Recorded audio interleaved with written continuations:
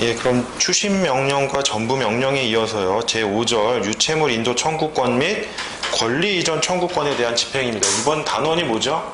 채권과 그 밖의 재산권에 대한 집행입니다. 채권과 그 밖의 재산권에 대한 집행. 적어볼까요? 채권 플러스 그 밖의 재산권인데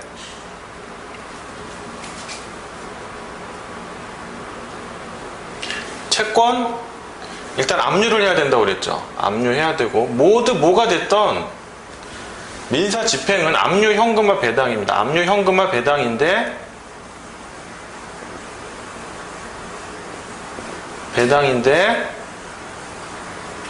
채권의 경우에 채권의 강제 집행에서 현금화는 뭐다? 그렇죠. 추심 명령과 전부 명령이었다.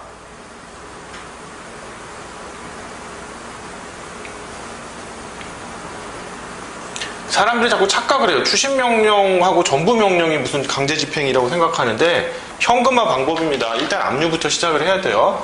그럼 그 밖의 재산권이란 건 뭘까? 제일 문제되는 게 뭘까요? 권리 이전 청구권으로서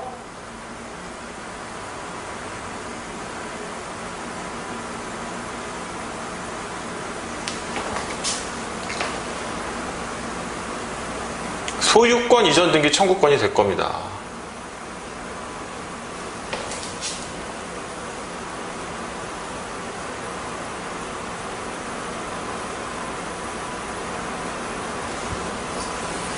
소유권 이전 등기 청구권에 압류가 걸려있는 경우, 특히 가압류가 걸려있는 경우에는요, 제가 항목을 나누어서 아주 자세하게 거의 시중에 있는 모든 교과서의 내용을 다 압축을 해놨습니다. 진짜 정말 제가 자부하건대 제일 정리 잘 돼 있다고 할 수 있습니다. 그 부분에서 따로 설명을 드릴 거고요. 권리 이전 청구권이 하나 있고 유채물 인도 청구권, 즉 말 그대로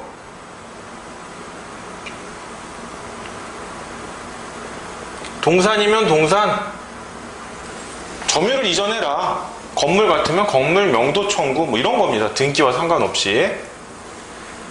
특히나 동산 같은 경우에는 뭐예요? 등기 말고 점유의 이전이 대항 요건이잖아요. 이런 경우 그 밖의 재산권의 경우에는 어떻게 강제 집행을 하느냐 이겁니다. 자, 로마자 1번 의 보시면요. 채권자가 집행 권한화된 금전 채권을 갖고 있고 채무자가 제3자에 대하여 유채물 인도 청구권이나 권리 이전 청구권, 그렇죠. 예를 들어서 소유권 이전 등기 청구권입니다. 갖고 있는 경우에 채권자가 이 청구권을 강제 집행의 대상으로 하는 경우에 집행을 의미한다. 그쵸?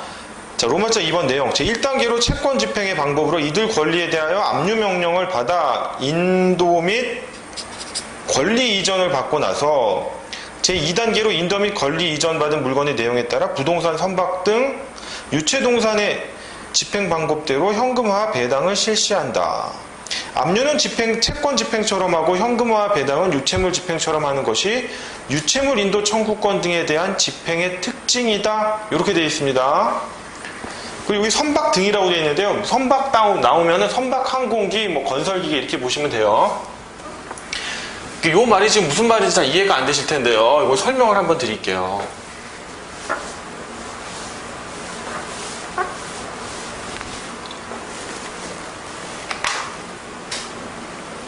자, 갑이 을에게 받을 금전 채권이 있어요. 제 화살표는 채권자가 이쪽입니다. 화살표를 향하는 방향. 을이 채무자예요. 그런데 병이 이제 제3채무자거든요.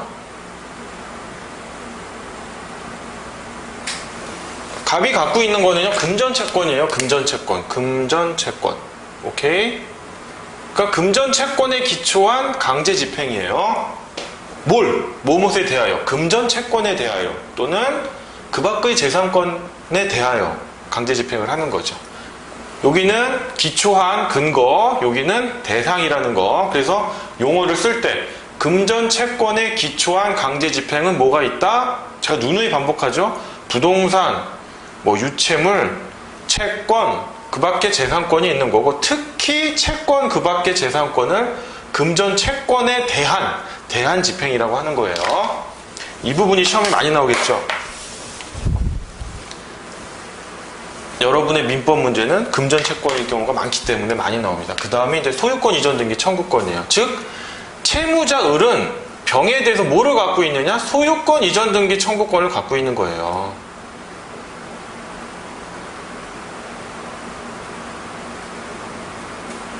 그러면 채권자 갑은 어떻게 합니까? 이 금전 채권에 기해서 압류하면 되겠죠? 어떤 분 이렇게 얘기하시는 분이 있어요. 선생님, 을을 대위하여 소유권 이전 등기 청구권을 대위 행사할 수 있지 않을까요? 물론 가능합니다. 뭐 그것도 하나의 방법인 거고요. 일단 압류를 한다고 쳐봐요. 압류를 해가지고 어떻게 한다? 압류를 받으면요, 그 다음에 떨어지는 명령이 뭐냐? 아까 금전 채권에서는 뭐라고 그랬어요? 이게 소유권 이전 등기 청구권이 아니라 금전 채권이면 현금화 방법이 추심 명령, 전부 명령이라고 했죠. 근데 여기서는 추심 전부 명령이 아니라요, 이런 명령이 떨어져요. 보관인 선임 및 권리 이전 명령, 이런 게 떨어져요.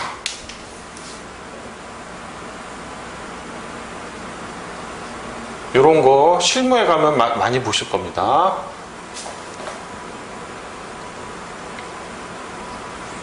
지금 파란색이 좀 흐려가지고 잘 보이시는지 모르겠는데요. 추심 명령, 전부 명령이 아니라 보관인 선임 및 권리 이전 명령이 떨어지는데 뭐냐? 이걸 집행을 하면 제3채무자가 채무자 앞으로 소유권 이전 등기를 해줘요. 아니 선생님, 그러면 압류한 게 실익이 없잖아요. 얘가 막 갖다 팔아버리면 어떡해요? 그래서 법원이 보관인을 선임해요. 보관인 정을 선임해요. 일반적으로 법원의 집달관들이 이런 걸 하는데요. 정이 보관인이 돼서 정에게 권리 이전을 명령을 해요. 그러면 주의할 게 정명의가 되는 건 아니에요. 일반적으로 집달관이 하는데 법원 공무원, 엄밀히 말하면 또 법원 공무원은 아니고요. 법원 공무원과 같은 역할을 하니까 준해서 취급을 해줍니다. 보관인 정을 선임한 다음에 정에게 권리 이전을 명하는데 정명의로 해주는 게 아니에요. 정의 소유권이 아닌데 어떻게 해주느냐? 정이요, 을의 법정 대리인이 돼요. 대리인이 돼서 대리인이 뭐예요? 본인을 대리하여 할 수 있는 거죠. 그러니까 을이 협조를 안 해준단 말이에요. 소유권 이전 등기를 받아가는데. 그러니까 정이 을의 법정 대리인으로서 소유권 이전 등기를 받아오는 거예요. 을 명의로. 오케이?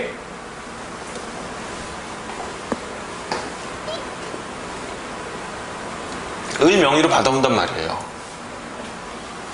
을 명의로 받아오면 다 끝났냐? 그게 아니죠. 다 끝난 게 아니에요. 부동산이 이쪽에서 넘어왔죠. 부동산이 넘어왔단 말이에요. 부동산이 넘어왔습니다.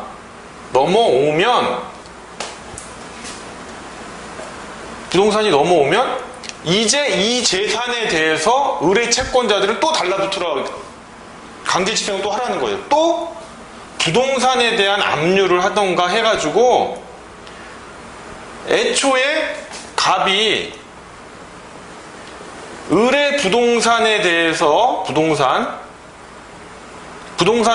압류, 현금화, 배당 절차를 거쳐가지고 강제 집행, 즉 경매를 개시하죠. 만약에 을 앞으로 소유권이 있었다면, 을 앞으로 부동산이 있었다면 그 부동산을 압류해서 현금화, 즉 경매 개시 결정을 받아가지고 경매를 해서 낙찰 금액의 경매 비용을 제외하고 배당을 하잖아요. 요 과정을 거치잖아요. 요게 FM이잖아요. 가장 원칙적인 거잖아요. 즉 소유권 이전 등기 청구권에 대한 압류는 이 부동산을 채무자 앞으로 돌려놓는 것까지만 끝이에요.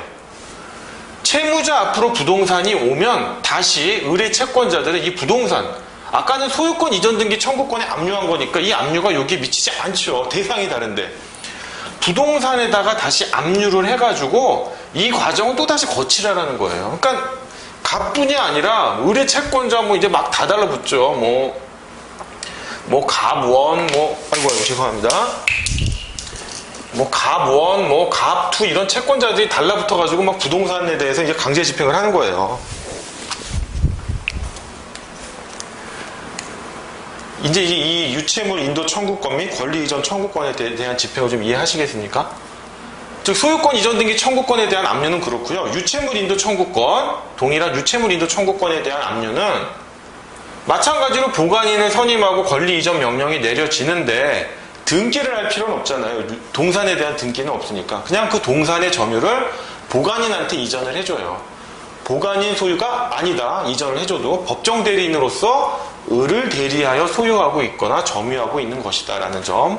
그러면 마지막 하나 더, 이 보관인 선임 및 권리 이전 명령은 강제력이 있느냐? 이걸 받으면 무조건 해줘야 되느냐? 임의로 해줘도 돼요, 병이. 이 명령을 받고. 그러나 안 해줘도 상관이 없어요. 꼭 뭐 같아요? 추심 명령하고 같죠. 추심 명령 받으면 병이 추심권자인 갑에게 변제를 해도 무방하고 안 하더라도 강제력이 없어요. 추심 명령만으로는. 그래서 보관인 선임 및 권리 이전 명령도 강제력이 없어요.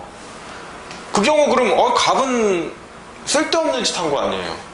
그럴 때 다시 추심해소를 제기합니다. 똑같이 추심 명령에서도 제3채무자가 임의로 이행하지 않으면 추심해소를 제기하듯이 이 경우에도 추심해소를 제기해서 강제적으로 보관인 정에게 권리 이전을 명할 수가 있는 것입니다.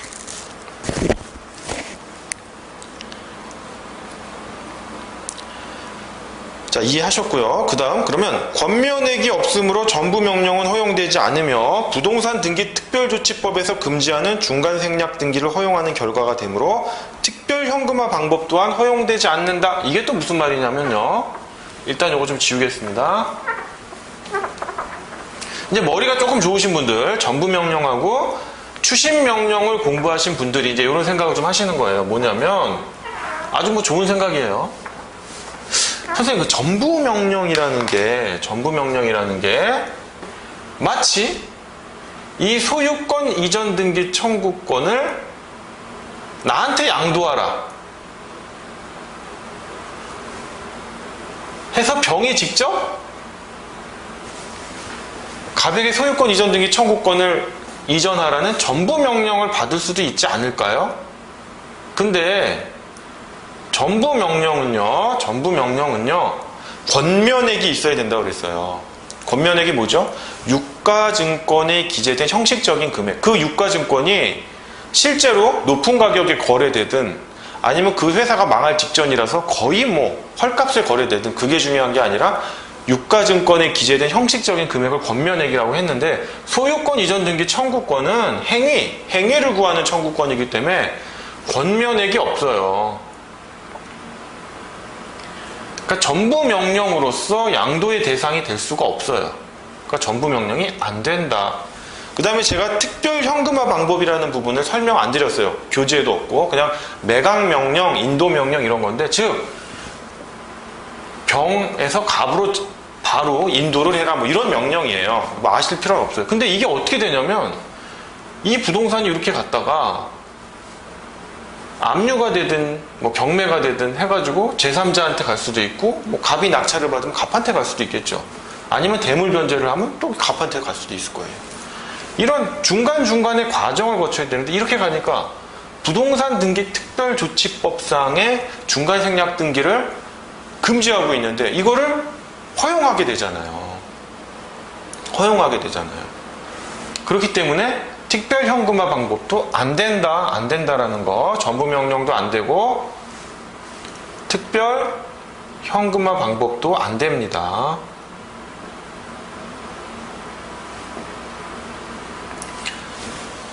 자, 로마자 3번이고요. 보관인 선임 및 권리 이전 명령.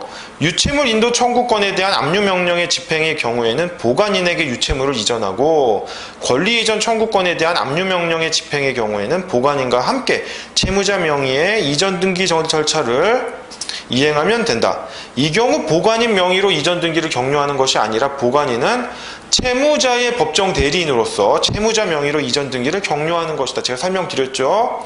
보관인 선임 및 권리 이전 명령의 경우에도 강제력은 없으므로, 그렇죠. 제3채무자가 임의로 이행하지 않을 경우 채권자는 추심의 소를 제기하여 보관인에게 유채물의 인도나 등기 절차를 이행하라는 판결을 받아 인도나 등기 절차 이행에 강제 집행을 할 수 있다. 로마자 4번 현금화 배당.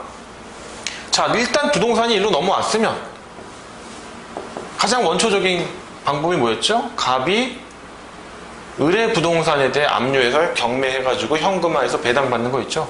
그 과정을 거치는 거예요. 일단 부동산이 을 앞으로 오면 그 과정을 거친다는 거고, 일단 여기 병에서 을 사이로 부동산을 돌려놓는 요 방법이 특별한 거예요. 유채물 인도 청구권 및 권리 이전 청구권에 대한 집행은 일단 돌려놓으면 요 방법은 처음에 설명드린 부동산에 대한 또는 유채물에 대한 강제 집행하고 동일하다, 이런 겁니다. 자, 그 다음 쟁점인데요. 일괄 경매 청구권과 전세권자의 경매 청구권, 그리고 일괄 매각 청구권의 비교입니다. 이건 뭐냐면 이 자체가 민사집행법에서 중요한 쟁점은 아닌데 민법에 연결돼 있어요. 민법의 경매랑 경매 청구권하고 연결되어 있어서 제가 설명을 드리는 겁니다. 여러분 이해를 돕기 위해서. 이런 부분 내기 좋아요. 민법하고 민사집행법이 연결되어 있기 때문에. 뭐냐면 민법에 보면요, 일괄 경매 청구권이라는 게 있어요. 민법에 보면 일괄 경매 청구권이 있단 말이에요. 뭐가 있을까요? 저당권에서.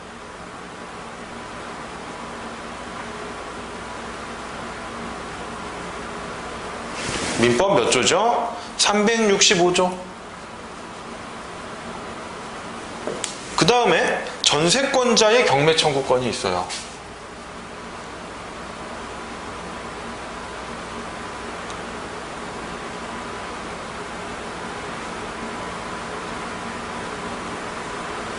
전세권에서 있는 경우 민법 318조입니다.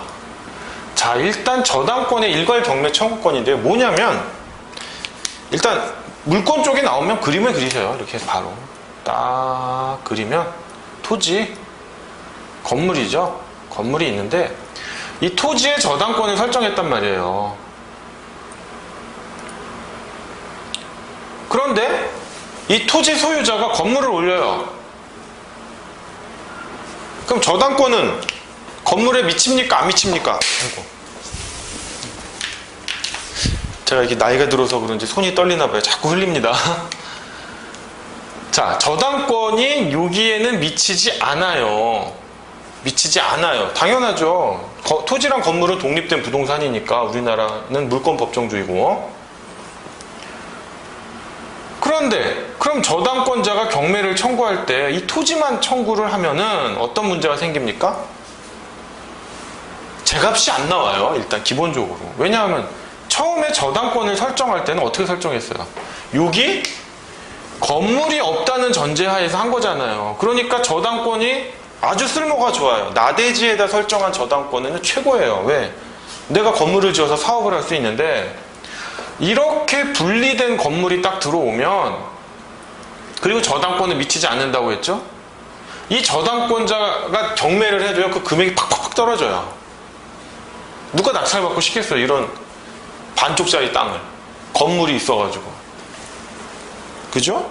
심지어 잘못하다가 법정지상권도 인정될 여지도 있어요. 그 다음에 만에 하나 진짜 정신 나간 사람이 있어서 이 저당권으로 낙찰을 받아요. 낙찰을 받으면 일단 토지 소유자는 A, 건물 소유자도 A인데 낙찰 받은 사람이 B라고 합시다. 자, 그럼 이제 B로 바뀌었겠죠? 그럼 이 A가 법정지상권을 주장할 수 있느냐? 못하죠. 못하죠. 저당권이 설정된 이후에 건물이 지어졌기 때문에 못하죠. 그러면 이 B는 이 건물에 대해서 철거를 청구할 수 있어요. 지상권이 없으니까. 철거해? 법적으로는 철거하는 게 맞죠. 맞죠. 아무 문제가 없어요. 법적으로 철거하는 거는. 그런데 이 철거가 여러분이 보시기에 어때요? 좀 합리적입니까? 이 철거가? 건물 참 잘 지어놨는데 철거하라고 하면 이거 얼마나 사회적으로 낭비예요.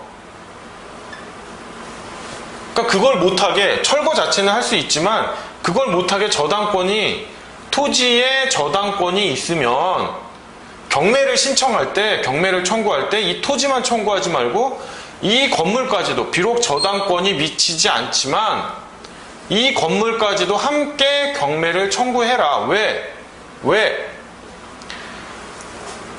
경매를 청구할 때 1번 낙찰가가 떨어져서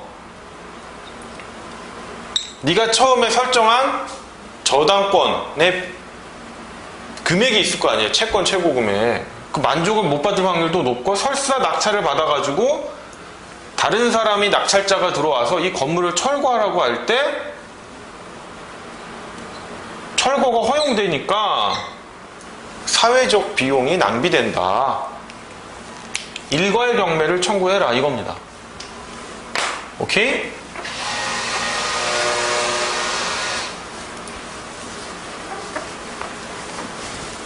요건 한번 볼까요? 뭐 1번 의의와 인정 근거는 읽어보시면 아실 거예요. 제가 지금 설명드린 부분이고요. 요건은 저당권 설정 당시 저당권 설정 당시 그 지상에 건물이 없어야 돼요. 저당권 설정 당시 이미 토지상에 건물이 있다면 법정 지상권 성립 여부가 문제됩니다. 여러분 이거 민사집행법이긴 한데요. 민법 공부하실 때 법정 지상권하고 간수법상의 법정 지상권은 반드시 숙지하셔야 됩니다. 그 다음 저당권 설정자가 축조하고 소유하는 건물이어야 해요. 저당권 설정자가. 즉 A, 저당권 설정자라는 건 결국 토지 소유자를 말하겠죠. A, 그러니까 토지의 소유자고 얘는 또 건물의 소유자예요. 동일해요. 그런데 B가 저당권을 설정했어요.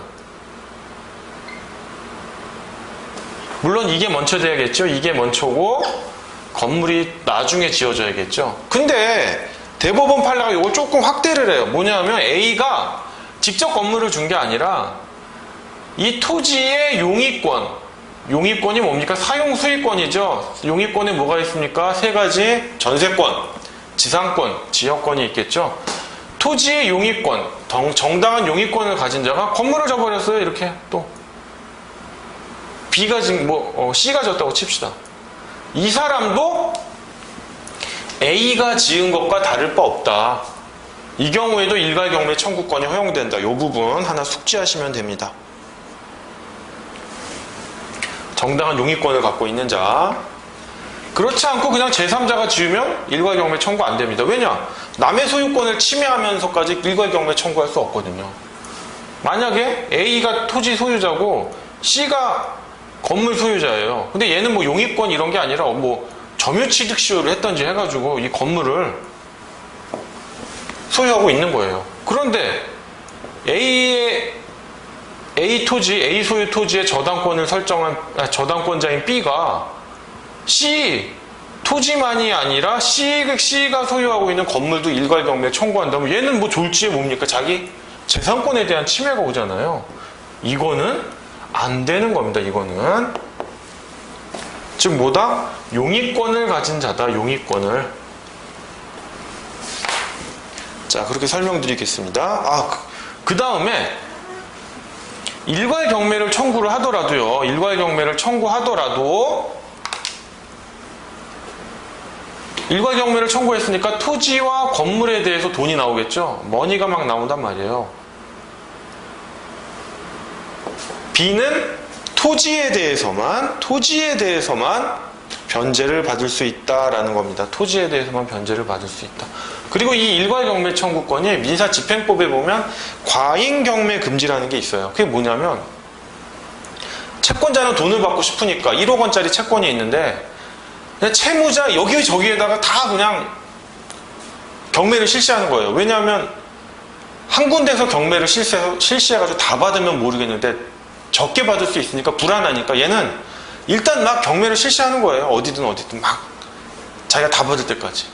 이런 식의 과잉 경매는 허용되지 않는다라는 게 민사집행법 제124조 1항에 있는데 민법 365조 일괄 경매 청구권이 이런 민사집행법 과잉 경매 제한에 허용되지는 않는다라는 점, 그 점까지 알아주시기 바랍니다. 자, 그 다음에 전세권자의 경매 청구권인데 이건 좀 쉬워요. 전세권자가 원래는 경매 청구할 수 없죠. 용의권인데. 그런데 전세금을 반환받지 못하면, 전세보증금을 반환받지 못하면 담보물권으로 저당돼서 경매를 청구할 수 있는 권리가 있잖아요. 민법에. 그게 바로 이제 318조입니다. 근데 전세권자의 경매 청구권은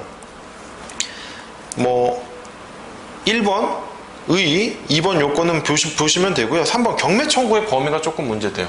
얘랑 좀 달라요. 어떤 식이냐면 건물이 있는데 이게 구분 건물이에요. 흔히 말하는 구분 건물이라고 하는 거는 여러분 집합 건물, 아파트 생각하시면 돼요. 101호, 102호 있는데 전세권이 여기만 설정됐어요. 101호에만 설정됐다고 합시다. 그럼 얘는 경매를 뭐만 청구할 수 있어요? 당연히 남의 소유권에 침해하면 안 되니까 여기만 청구할 수 있잖아요.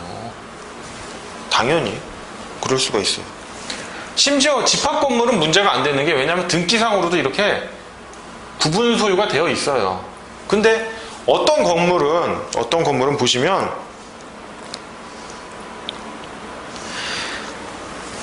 이 부분으로 나누어져 있지 않고, 이 판례를 보시면 되겠지만 그 전세권의 목적이 3번 경매 청구의 범위 세 번째 줄인데요. 그 전세권의 목적이 된 부분이 구조상 또는 이용상 독립성이 없어 독립한 소유권의 객체로 분할할 수 없고, 따라서 그 부분만의 경매 신청이 불가능한 경우, 즉 아파트는 이용상의 독립성이 있죠. 아파트 사시는 분들 대부분이니까.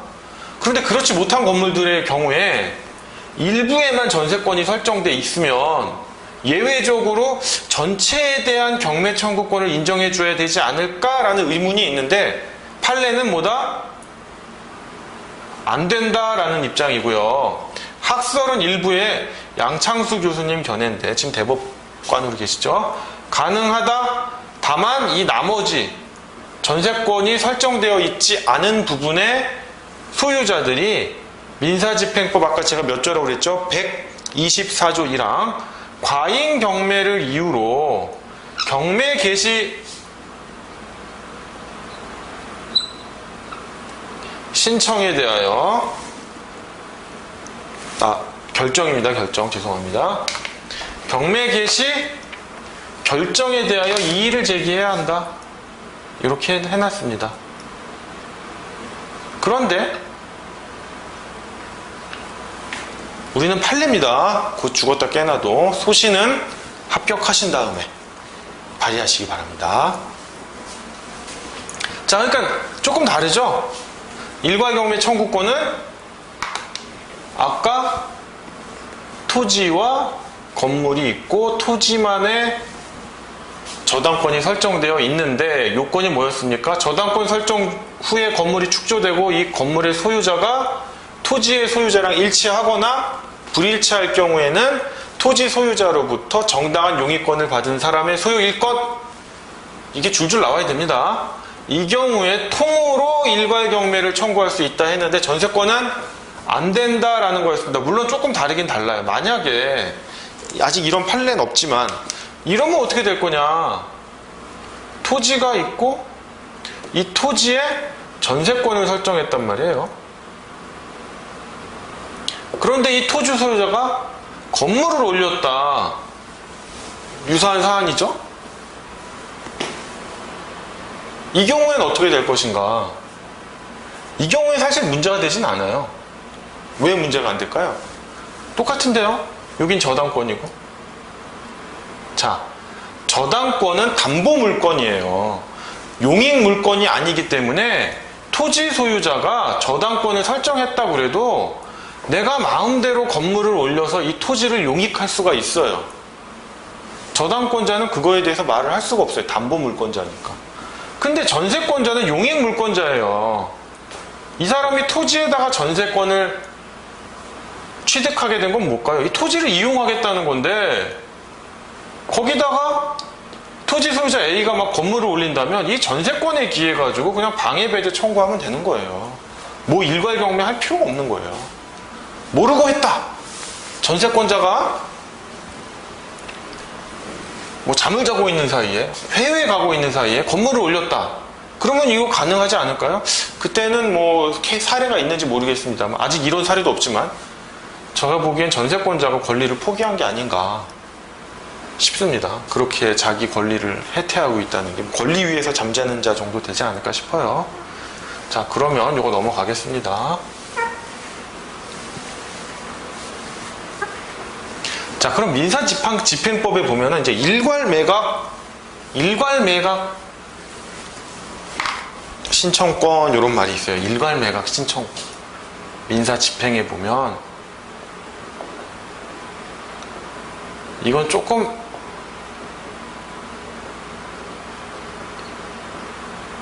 다른 건데요. 사람들이 오해를 하는 사람들이 있어요. 아, 똑같은 건데 민법은 그냥 일괄 경매라고 부르고 얘는 그냥 일괄 매각이라고 부르는 거 아니야? 그렇게 허술하지 않습니다. 용어가 다르면 다른 거예요. 일괄 매각은 뭐냐면요, 일괄 경매랑은 정말 달라요. A 토지가 있고요, A 소유 토지가 있고요, A 소유 건물이 있어요. 근데 아까는 뭐예요? 저당권이 토지에만 있었죠. 이젠 그게 아니라 A 건물에도 압류가 들어왔어요. 물론 채권자가 뭐 B일 수도 있고 뭐 C일 수도 있을 거예요. A 토지에도 압류가 들어왔어요. 이건 뭐 C라고 칩시다. 뭐 B여도 상관없어요. 뭐 일단은 뭐 B라고 해요. 동일하게 봅시다. 이해를 편하게 하기 위해서. 그러면 이렇게 부동산은요, 개별 매각이 원칙이에요. 각각 매각, 경매를 한단 말이에요. 그런데 이 경우 토지를 낙찰받을 사람이 보니까 건물이 걸려요. 아, 이거 건물 때문에 토지 낙찰받으면 반쪽짜리 되는 거 아니야? 근데 반대로 건물을 낙찰받으려는 사람은 이거 내가 토지 소유권이 확보가 안 됐는데 건물만 갖고 있으면 법정지상권이 인정되는 건 맞아? 설사 법정지상권이 인정된다 하더라도 아이고 뭐 기간에 제한이 있는 거 아니야? 뭐 나 귀찮게 하는 거 아니야? 그러니까 이거를 같이 낙찰받고 싶어 해요. 그리고 그래야 이 각각의 효용을 다 낙찰 대금에서 받아낼 수 있거든요. 그래서 이 경우에 각각 분리 매각이 원칙인데 이거를 같이 매각하자는 법원이 직권으로 판단할 수도 있고 이해 당사자가 신청을 할 수가 있어요. 이게 바로 일괄 매각이에요. 이 일괄 매각은 특징이 이 압류권자가 B가 아니라 C여도 돼요. 서로 달라도 돼요. 심지어는 이 소유권자가 A가 아니라 A-여도 상관없어요. 어차피 각각의 집행 권한에 의해서 경매가 될 놈들이기 때문에 이왕 하는 거 같이 하자. 그래야 너도 제값받고 너도 제값받지 않느냐. 이게 일괄 매각이에요. 즉 일괄 매각은 각 경매를 실행하려는 목적물의 집행 권한이 이미 있어요. 근데 아까 저당권은 뭐예요? 토지에만 저당권이 있었잖아요. 즉 집행 권한이 있었잖아요. 건물엔 집행 권한이 없는데도 경매를 할 수 있게 해준 거고, 일괄 매각은 이미 집행 권한이 있어서 경매에 들어왔어요. 들어왔는데 그 매각 절차만 같이 하자 이겁니다. 이거 구별하셔야 돼요. 뭐 의, 요건, 뭐 3번 일괄 매각의 확대랑 4번 일괄 경매 신청과의 차이 읽어보시면 됩니다. 제가 설명한 거랑 동일해요. 자, 그 다음에 중요한 게 보존 처분입니다. 보존 처분. 제 4장 보존 처분인데요. 사실 여러분들 시험에는 압류보다는 가압류나 가처분 쪽이 나올 확률이 높아요. 그리고 이걸 아셔야 판례를 제대로 이해할 수 있고요. 실제로 변호사 시험에서 문제가 나옵니다. 이 용어도 익숙해지셔야 되고요. 근데 참 짜증이 나는 게 가압류는 뭐고 압류는 뭐고 비스무리한 것 같으면서 다른 것 같기도 하고, 민법에 보면 뭐 본등기도 있고 가등기도 있고 그거랑 또 뭔 차이가 있는지, 또 민사소송에 보면 가집행도 있단 말이에요. 뭐 얘네들이 뭔지 헷갈리시는데 제가 이제 설명을 간단하게만 드릴 거예요. 시험에 나오는 부분만, 그 부분만 완벽하게 숙지하시면 됩니다. 여기 뭐 많이 써놨는데 여러분들의 이해를 위해서 총론적인 부분이라 써놓은 거지 실제 시험에 나오는 부분은 제가 설명드리는 거에 한정해서 공부하시면 될 것 같습니다. 자, 일단 보전 처분이라고 합니다. 이거를 대표적인 게 가압류랑 가처분이 있어요. 이게 바로 협의의 보전 처분이에요. 협의의. 광의의 보전 처분은 뭐 또 있다, 특수가처분 이런 게 있다. 근데 생각하지 마세요. 실무에서도 안 쓰이고 시험에도 안 나옵니다. 보전 처분은 가압류와 가처분이 있다. 그러면 가압류랑 가처분은 도대체 뭐예요? 뭐냐면 제가 누누이 설명드렸죠. A가 B한테 받을 금전 채권이 있어요. 그런데 이 B가 비소유 부동산이 있다고 쳐요. 금전 채권을 받으려고 했는데 B가 안 줘요. 그리고 B가 막 탕진할 것 같아요. 자기 소유 재산을. 그러면 A 입장에서는 재판을 받아가지고 1심, 2심, 3심을 거쳐서 판결이 확정되면 이제 그 집행권한이 생기겠죠. 그 집행권한을 갖고 집행문을 부여받아서 압류를 해가지고 이 부동산을 경매해서 한가해가지고 배당받아서 자기 금전채권을 만족시키면 되는데 1심, 2심, 3심을 거치는 동안 B가 부동산을 다 팔아버리면 실컷 재판에서 이기고 뭐합니까?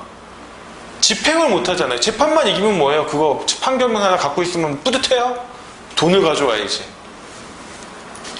그러니까 이 금전채권의 실행을 담보하기 위해서 부동산에다가 가압류를 하는 겁니다.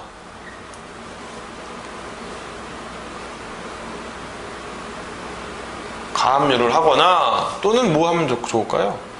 처분금지 가처분을 하겠죠.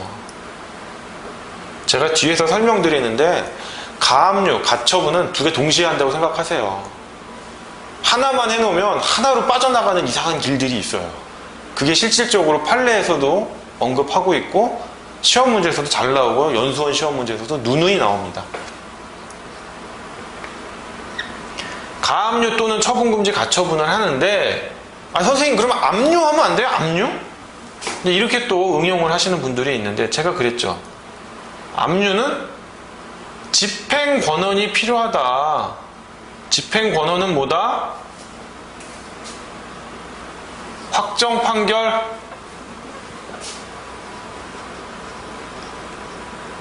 이행 권고 결정, 공정 증서, 뭐 재소존 화해 뭐 이런 여러 개가 있습니다. 대부분 확정 판결이겠는데 이 사람이 금전 채권이 있다고 하지만 우리는 이제 다 사실을 알지만 제3자가 보면 A가 금전 채권이 있는지 이게 거짓말을 하는 건지 알 수 있어요? 모르잖아요. 이런 걸 받아봐야 아는 거 아니에요. 이런 거를 받았을 때 그래 A 너 금전 채권 확실히 있네 압류할 수 있어지 A가 단순히 나 금전 채권 있어요 라고 주장하는 단계에서는 압류를 줄 수가 없죠. 하지만 진짜 나중에 보니까 진짜 금전 채권이 있었네? 그런데 B가 부동산은 다 써버렸어요. 소진하고 팔아버리고. 그러면 A도 보호를 해줘야 될 거 아니에요. 그런데 압류로 보호해 줄 수는 없어요. 집행 권한이 없으니까. 그때 등장하는 게 가압류, 처분금지, 가처분이라는 거예요. 그래서 보전하는 처분이에요. 보전 처분. 보전 처분.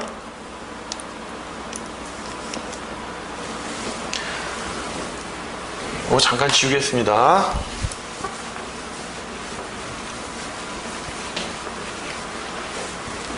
자, 이러한 보전 처분에는 가압류와 가처분이 있는데요. 1번 의 보시면 보전 처분은 권리 또는 법률 관계에 관한 쟁송, 즉 본안 소송이 반드시 이어지죠. 아까 뭐 금전 청구를 하겠죠. 있을 것을 전제로 하여 이에 대한 판결의 집행을 용이하게 하거나 확정 판결이 있을 때까지 손해가 발생하는 것을 방지할 목적으로 임시적으로 현상을 동결하거나 임시적 법률 관계를 형성하게 하는 재판이다. 즉 집행 보존 또는 손해 방지를 위하여 잠정적 조치를 명하는 재판을 보존 재판이라 하고, 이러한 보존 재판을 얻기 위해서 이러한 처분을 얻기 위한 절차와 그 당부를 다루는 쟁송 절차 및 그 처분의 집행 절차를 가리켜 보존 소송 절차 또는 보전 절차라고 한다라는 겁니다. 뭐 용어는 뭐 그냥 아시면 되고 이 자체가 시험에 나오는 건 아니고요. 그래서 일반적으로 가압류는 단독으로 하나가 있는데, 가처분은 다툼의 대상이 되는, 이걸 이제 흔히 계쟁물이라고 하죠. 소송물하고 구별돼야 되는데, 다툼의 대상에 관한 가처분이 있어요. 이게 제일 많이 쓰이죠. 여러분 시험에서는. 그 다음에 임시의 지위를 정하는 가처분이 있어요. 요게 최근에 새롭게 가처분의 독특한 형태로 곽강을 받고 있고 주목을 받고 있는데, 이거는 민사집행법 본연의 문제이기 때문에 시험에 나올 확률이 낮아요. 요겁니다. 여러분이 중요한 건. 말 그대로 처분금지 가처분, 점유 이전 금지 가처분이에요. 처분금지 또는 뭐 점유 이전 금지 가처분이에요.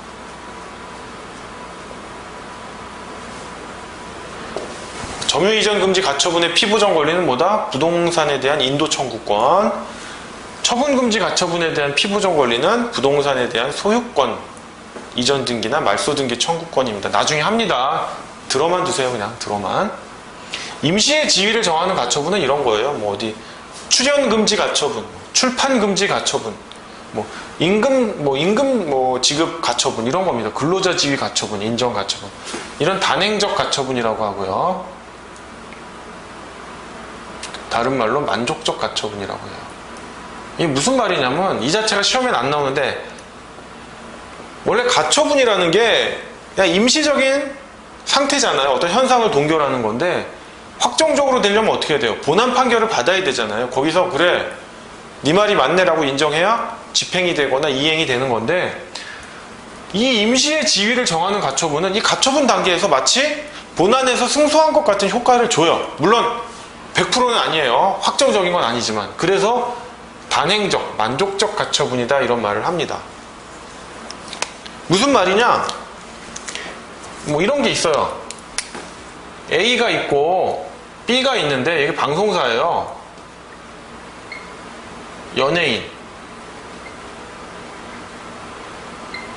연예인인데, 이 방송사랑 연예인이 뭐 계약을 했다고 쳐요. 우리 방송사에만 나와라. 근데 얘라고 하니까 좀 죄송합니다. 이제 C라고 하는 방송사에다 출연을 하려고 해요. 그러니까 A가 어떻게 합니까? 여기 출연금지 가처분 이런 걸 하는 거예요. B는 주장하죠. 그 계약은 잘못된 계약이다.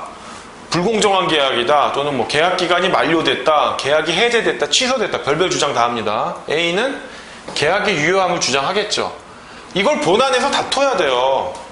다투려고 보니까 B는 실컷 그동안 C라는 방송사에 출연하면 A가 본안에서 승소하면 뭐예요? 이미 B는 C에 다 C 방송사에 출연해가지고 어떤 B의 어떤 지명도를 다 이용했는데, 그러니까 그때 본안 판결을 받아가지고 B를 출연 못 시키게 하고 A 방송사에 출연하게끔 하면은 이미 늦잖아요. 그래서 출연금지 가처분을 하는 거예요. 그러면 본안에서 정말 A 말대로 넌 출연하면 안 돼 C 방송사에 라는 판정을 얻었다고 쳐요. 하지만 이미 출연금지 가처분 단계에서 본안에서 승소한 것 같은 효과를 거두잖아요. 거두니까 이걸 임시의 지위를 정하는 가처분을 단행적 또는 만족적 가처분이에요. 이렇게 표현을 합니다. 자, 그래서 이러한 보존 처분은 어떠한 특성이 있느냐? 5가지가 있습니다. 5가지가 있는데, 이 자체가 뭐 시험에 나오진 않지만 이게 보존 처분을 이해하는 데 도움이 돼요. 잠정성, 1번 잠정성, 임시성인데, 보존 처분은 확정 판결의 집행 보존을 위하여 다툼이 있는 법률 관계를 잠정적으로 규율하기 위한 처분으로서 잠정적 처분에 해당한다. 하지만 임금지급 가처분, 건물인도 단행 가처분과 같은 단행적 가처분, 만족적 가처분은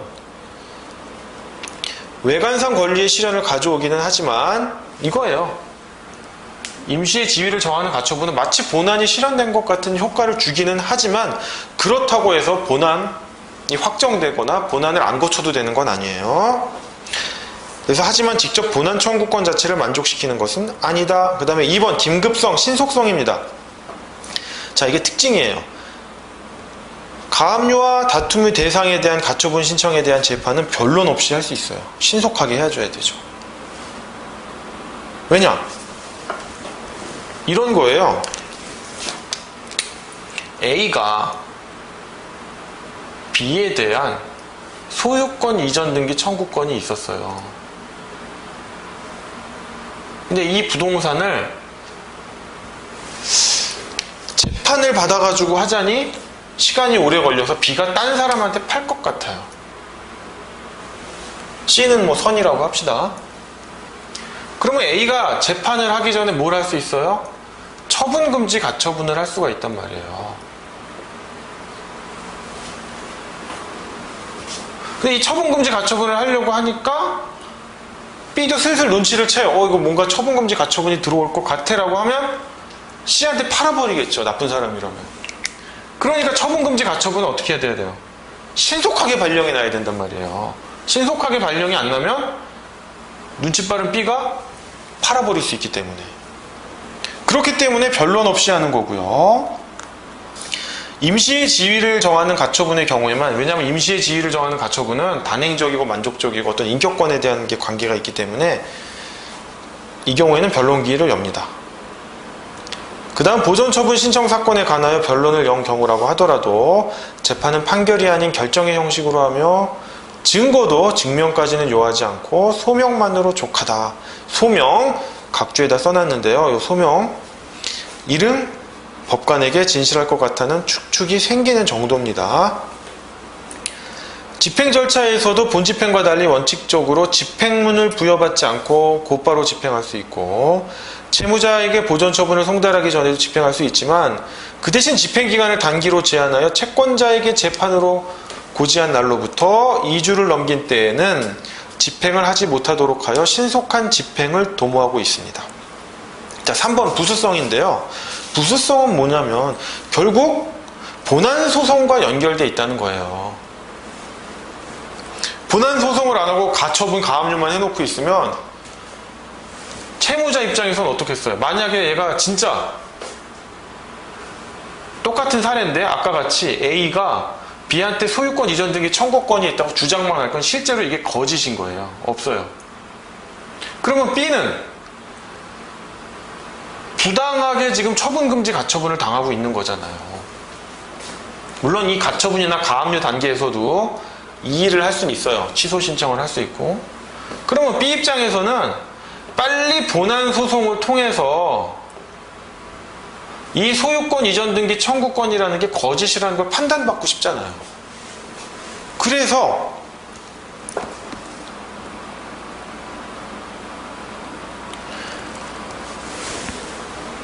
가처분이나 가압류 결정이 내려지면 2주 이내에 B가 그러지 말고 너 본안 소송해 라고 고지를 할 수가 있어요. 그러면 그 기간 내에 해야 돼요. 이 A가. 안 하면 그 가압류나 가처분은 취소됩니다.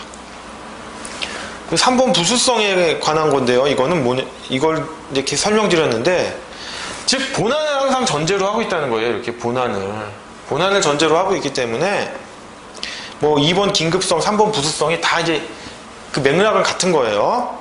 즉 본안 소송에 의해서 내가 받을 수 있는 그거 이상을 보존 처분에서 요구하면 안 된다라는 거예요.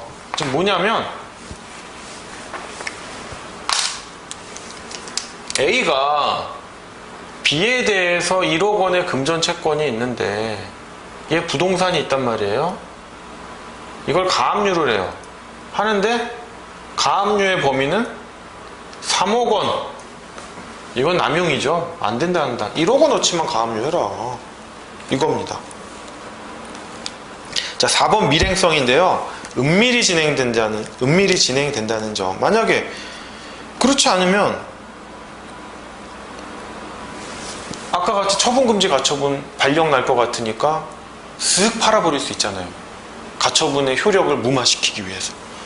그 다음에 5번 자유재량성. 법원이 자유재량이 있다라는 점입니다.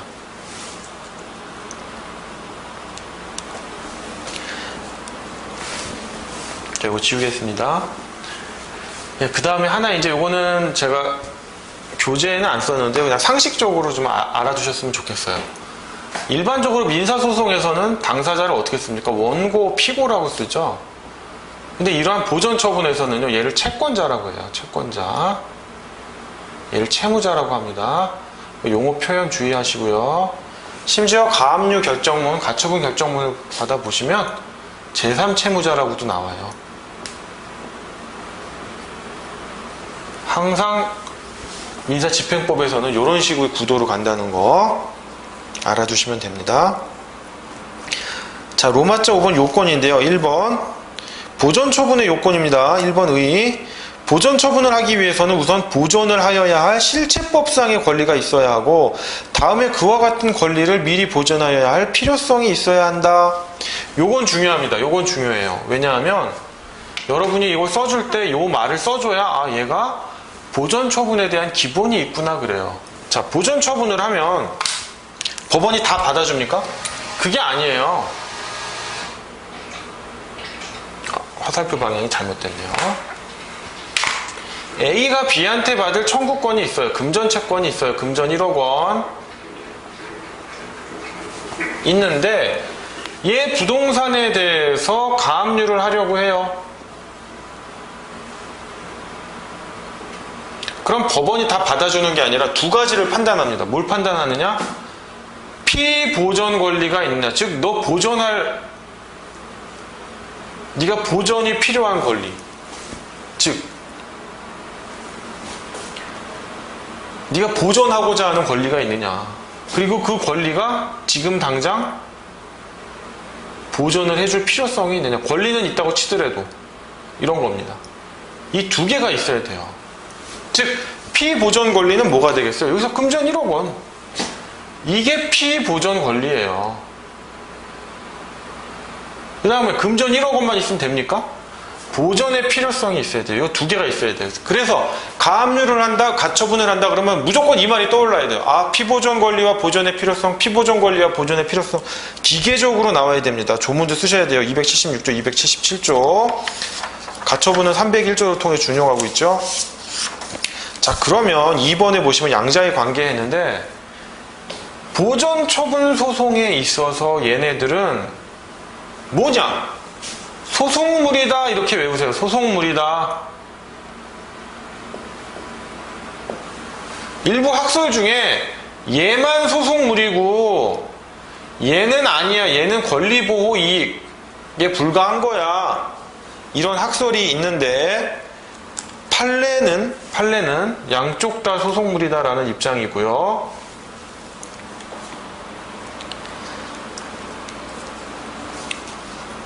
무조건 외우시면 됩니다. 피보전 권리와 보전의 필요성이 있어야 된다.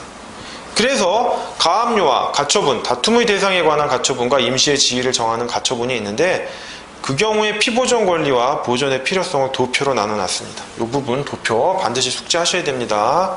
설명은 안 드릴 거예요. 보시면 다 이해할 수 있는 내용이어서요. 자, 그 다음에 요거 하나 설명드릴까요? 계쟁물. 이거 민사소송법에서 나오는 건데, 계쟁물. 계쟁물은 뭐냐? 이렇게 생각하시면 되죠. 여기다 바로 적을게요. A가 B한테 소유권 이전 들기 절차를 이행해라.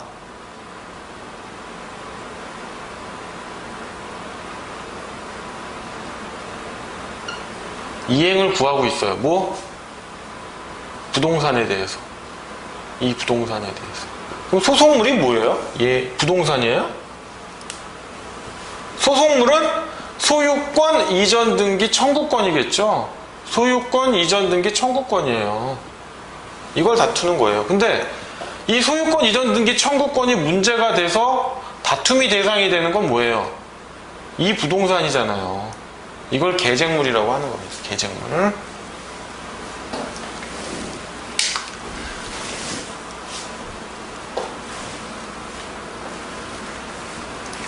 계쟁물 설명드렸고요. 그러면 여기 아까 제가 피보전 권리와 보전의 필요성이 소속물이다. 이 두 개가 다 소속물이다라고 했는데 그러면 물론 뒤에서 한 번 더 하긴 합니다. 뒤에서 한 번 더 하긴 하는데 이제 뭐 효력 부분에서 하려고 하는데요. 이 가처분 또는 가압류 결정에서 인용이 됐어요. 그래 가압류해.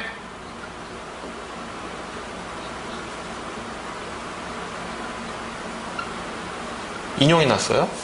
그럼 이 피보전 권리를 인정해 준 거죠. 오케이? 인정해 준 거예요. 그러면 본안 소송할 필요 없잖아요. 청구권이 있다고 인정한 건데.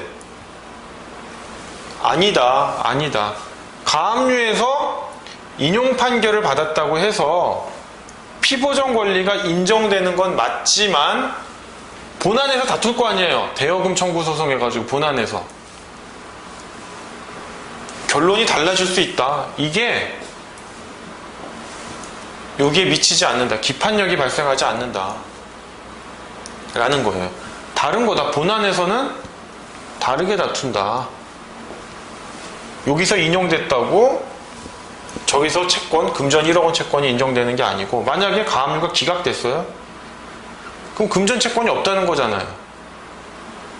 그럼 본안 안 가도 되잖아요. 아니다. A는 본안 소송에서 승소해가지고 금전 채권이 있다는 판결을 받을 수 있다. 서로 간에 기판력이 안 미친다는 거. 이 부분 나중에 설명드릴 거예요. 그러니까 한번 가볍게만 이해하시고 가면 됩니다. 이 보전의 필요성은 뭐냐면 이런 거예요. 제가 실무에 있었을 때 겪었던 사례인데 이제 얘를 이해하기 쉽게 삼성전자가 있었어요. 근데 A랑 계약을 해서 부동산을 팔려고 그래요.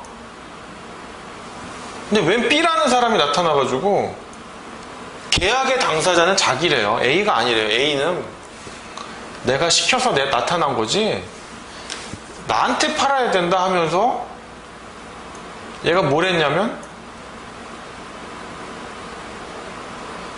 매매 절차 중지 가처분 이런 걸 했어요. 물론 B의 주장이 타당하다면 가처분이 걸렸으니까 팔면 안 되겠죠. 물론 가처분이 걸려도 팔면 돼요. 원칙은 가처분이 걸렸으면 팔면 안 돼요. 근데 팔아도 돼요. 왜? 본안에서 이기면 되잖아요. 본안에서 보니까 A가 진짜 계약 당사자 맞는데 B 너 왜 이런 쓸데없이 가처분했어? 이기면 되니까 가처분 들어오라고 그래. 나는 본안에서 이길 자신 있어. 얼마든지 해.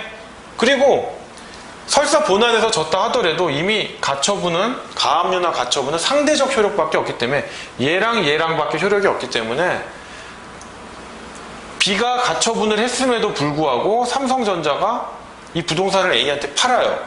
그리고 본안에서도 B가 이겨요. 그래도 이 부동산을 가져오진 못해요. 다만 삼성전자에게 가처분을 위반한 책임을 물어서 손해배상을 청구할 수는 있어요. 이건 뒤에 하겠습니다. 가처분의 효력 부분에서. 그런데 어떤 경우가 있었냐면 가처분이 들어온다는 낌새를 보고 매매 계약을 해서 다 팔아버렸어요. 가처분이 들어오기 전에. 이렇게 되겠죠, 순서가. 그러니까 법원에서 이러는 거예요. 피보전 권리가 있는지 없는지 나는 모르겠다. 설사 있다 하더라도 지금 보전의 필요성이 없다. 왜? 넘어갔으니까. 넘어간 걸 어떻게 중지시켜요? 거꾸로 백할 수는 없잖아요. 그게 바로 보전의 필요성입니다. 피보전 권리와 보전의 필요성. 이 부분 지우겠습니다. 다음에 로마자 6번 집행인데요. 시간 관계상 로마자 6번까지 하고요. 제2절 가압류 요 뒷부분은 3회차 때 하겠습니다. 지금 시간이 얼마 안 남아서요. 요 로마자 6번 집행 부분 보시면 보전 처분의 집행에 관해서는 일반적으로 강제 집행에 관한 규정을 모두 준용하는데 보전 처분의 특수성 때문에 몇 가지만이 특칙으로 규정되어 있어요. 그리고 나머지는 다 앞에 있는 강제 집행 절차를 준용을 해요. 그래서 우리는 알아야 될 게 특칙만 알면 됩니다. 특칙만.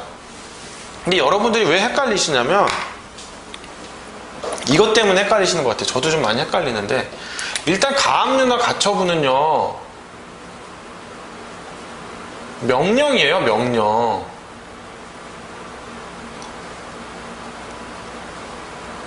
자, 재판에는 뭐가 있습니까? 판으로 끝나죠. 판결, 결정, 명령이 있죠.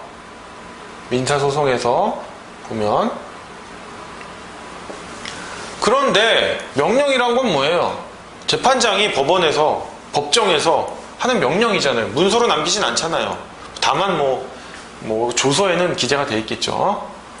그런데 가압류 가처분을 명령으로 하기는 해요. 하는데 이게 제3 채무자라든지 채무자에게 송달돼야 되잖아요. 문서로서. 송달돼야 그때부터 효력이 발동되거나 확정이 되잖아요.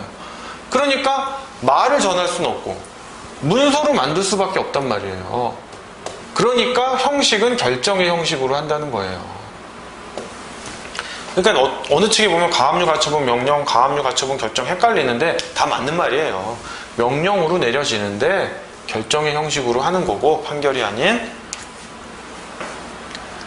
그러면 집행은 어떻게 되느냐? 이제 집행이 따로 이루어지는 게 원칙인데 명령과 동시에 이루어집니다. 법원이 같이 합니다. 왜? 신속성 때문에. 그렇게 해줄 수밖에 없어요. 이 부분 때문에 자꾸 헷갈리는 거예요. 뭐냐면 확정 판결을 받아요. 집행 권한이죠. 그럼 이건 집행할 수 있습니까? 2단계에서는 어떤 형식적 절차를 필요로 해요? 집행 개시 신청을 해야 돼요. 집행 신청을 해야 돼요. 그러면 압류, 현금화, 배당의 절차를 거치는데 이 사람이 확정 판결을 받아놓고서는 집행 보도만 받아놓고 집행 신청은 그냥 세워라 내워라 하고 있는 거예요. 2단계로 내가 안 나가도 그만이에요. 그런데 가압류 가처분은 신청을 해가지고 딱 받잖아요. 가압류 가처분 명령을 받으면 그냥 집행이에요. 뭐 내가 또다시 집행 신청을 할 필요가 없이 그냥 일사천리로 이게 동시에 일어나는 거예요. 그러니까 사람들이 아니 뭐 결정이 내려지고 또 집행은 또 뭐고. 그런데 딱 보면은 확실히 뭐 확연히 분리되는 건 없고 관념적으로만 분리돼 있거든요. 현상은 동시에 일어나니까. 얘는 딱 눈에 보여요. 아, 딱 어디까지가 결정이 내려진 거고 집행이 개시되는구나. 이게 보이는데 얘는 동시에 일어나니까 잘 안 보여요. 관념적으로 보인단 말이에요. 그래서 헷갈리십니다. 그래서 1번 보시면 보전 처분은 그 명령이 성립하면 채권자에게 고지함으로써 곧바로 집행력이 발생하고 명령의 확정을 기다릴 필요가 없어요. 즉 이 가압류 가처분 명령이 떨어지면 채권자에게 바로 효력이 발생하니까 채권자가 가서 집행해도 돼요. 채무자에게 송달될 걸 기다리지 않아요. 따라서 가집행 선고를 붙일 여지가 없고 법원이 집행기관인 경우에는 실무상 집행 신청을 기다리지 않고 바로 집행에 착수한다. 제가 설명드렸죠. 2번 일반적으로 집행문의 부여가 필요 없고 당사자의 승계가 있는 경우에 하나여 승계 집행문이 필요하다. 3번 집행권한을 채무자에게 송달하기 전에 집행할 수 있다. 1번하고 일맥상통합니다. 보전처분의 집행력은 채권자에게 재판을 고지한 날로부터 2주 안에 집행에 착수하지 않으면 상실된다라고 하는 점. 이 부분 자체가 시험에 나온다는 게 아니라 조금 틀려요. 왜냐하면 동시에 일어나니까. 동시에. 그나마 부동산에 대한 가압류나 가처분은 등기라는 게 있어서 기입 등기를 해야 돼요. 등기부에다가. 그러니까 이 집행 절차가 좀 뭔가 관념적으로 분리돼서 보이는데 채권에 대한 가압류나 가처분은 공시가 안 되잖아요. 그러니까 그냥 명령 내리자마자 그 자체가 집행인 거예요. 채무자에게 송달될 필요 없이 다만 효력 발생 시점은 즉 확정되는 시점은 채무자에게 송달된 시점인데 채권자는 채무자의 송달 여부를 기다리지 않고 이때 채권자에게 효력이 발생하니까 바로 집행할 수 있어요. 왜냐하면 채무자한테 알린 다음에 집행해라 라고 하면 어떻게 돼요? 채무자가 이 집행을 방해할 거 아니에요. 빨리 팔아버리고 뭘 할 거 아니에요. 밀행성, 신속성 때문에 그렇습니다. 네, 2회차 강의는 여기까지 마치고요. 제 3회차 강의에서는 가압류 가처분의 개별적인 부분하고요. 제가 별도의 민법과 민사소송법과 연계된 민사집행법 문제를 뽑아왔거든요. 그 부분 하면서 민사집행법 강의를 마무리하도록 하겠습니다. 수고하셨습니다.